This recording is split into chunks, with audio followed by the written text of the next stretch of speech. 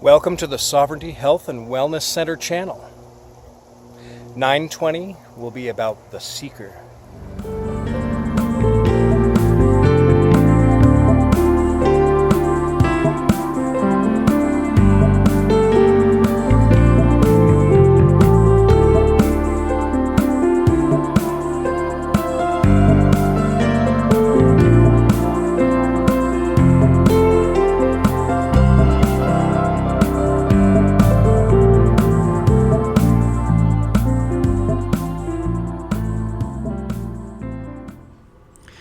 Welcome to the Sovereignty Health and Wellness Center channel. I'm Chad Gold. I'm a certified health education specialist and a master NLP health and life coach. And this is the second episode in a trilogy which began with The Sleeper.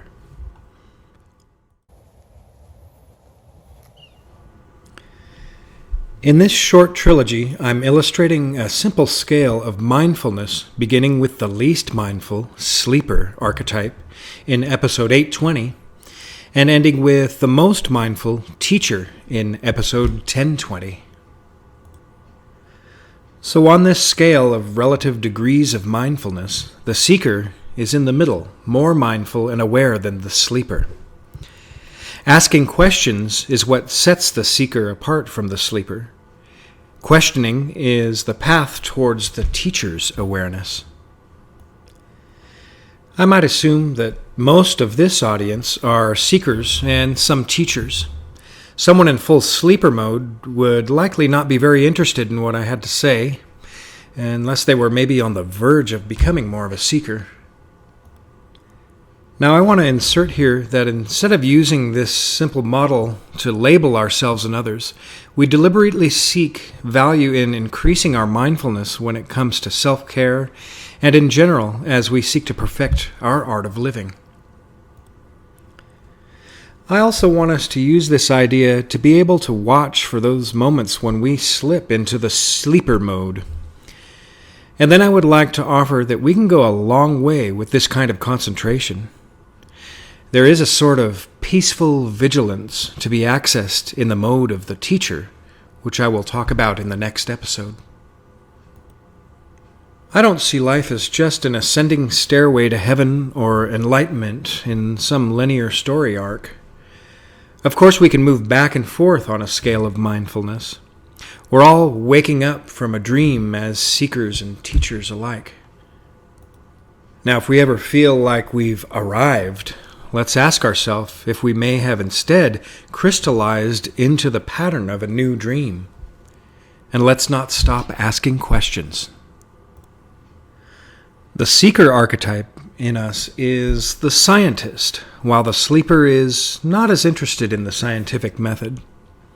They may come up for air from their ocean of unconsciousness now and then for a breath of awareness, briefly entertaining lines of questioning that they do not follow for very long before sinking back into the dream world of addictions, habits, immediate gratifications, and escapism. The seeker entertains more disciplined, systematic ways to ask questions or hypothesize and then test theories or attempt to find answers and apply them to themselves. Please, when it comes to your healthcare, don't stop asking clarifying questions of your own self. Ask your body, mind, and emotions about your self-diagnoses.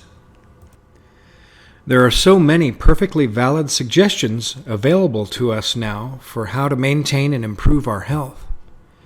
They can work for the highly educated person representing and presenting the information and thousands or even millions of other people that make their advice work for them, and yet it may not work as well for you.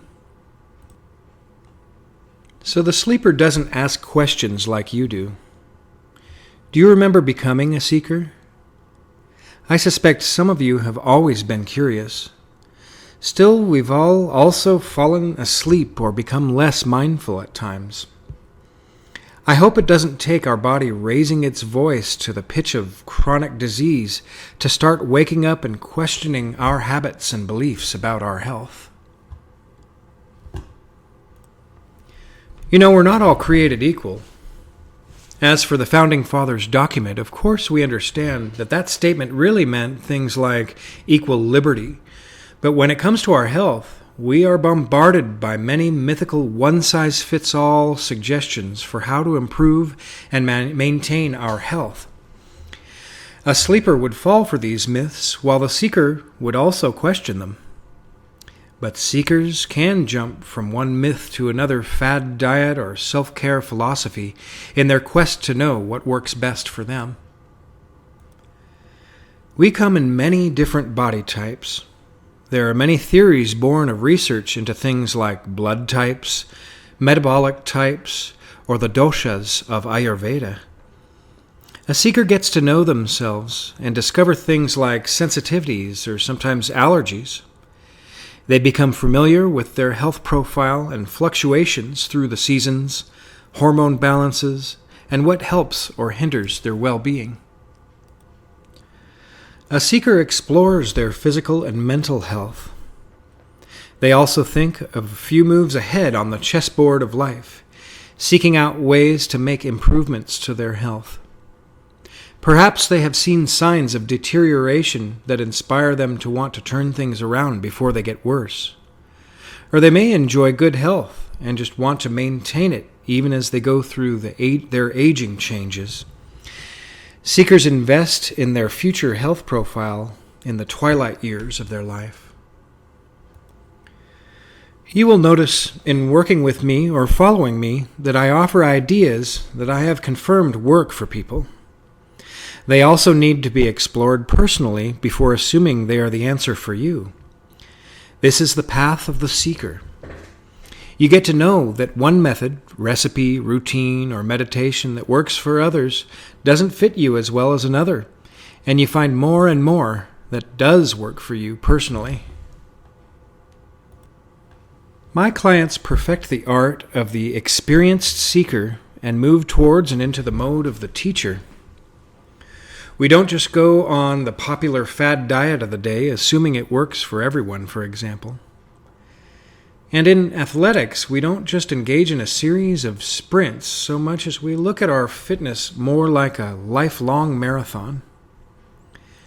We may uncover sensitivities, mental blocks, restrictive habits, and deceptive beliefs, even as we replace these with delicious and nutrient-dense, clean, pure foods, routines, and self-talk. So it sounds like the perfection of the seeker mindset is personally perfecting the art of living. What could be better? Well, as we'll see in the next episode, the teacher archetype never ceases to be a seeker. Thank you for joining me in entertaining this model of mindfulness. After listening to the sleeper, seeker, and the teacher next, reach out to me and let me know what you think about this scale and what it brings up for you. Do you feel like you resemble one or more than the other? If you notice that you sometimes slip into the sleeper mode, what do you feel is putting you to sleep? And what wakes you up? How about the people in your life that you love and care about? Remember, try not to label yourself or anyone these titles. No one is in a static place on the scale of mindfulness. We can be gliding along like a savvy seeker, growing and improving and become more mindful when suddenly trauma seems to set us back. Or something from our past may be a trigger that we aren't fully aware of, and we catch ourselves as if waking from some cloudy dream with a mouth full of sweet poison and a mind full of guilt.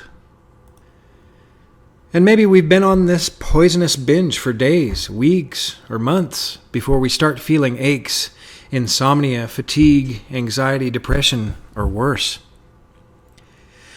When we wake up again, let's not linger in guilt or despair. The only way out of a loveless hole is forgiveness and self-love. We are the only ones that can do this. So before it ever gets too deep, let's start caring for ourselves now. Cheers.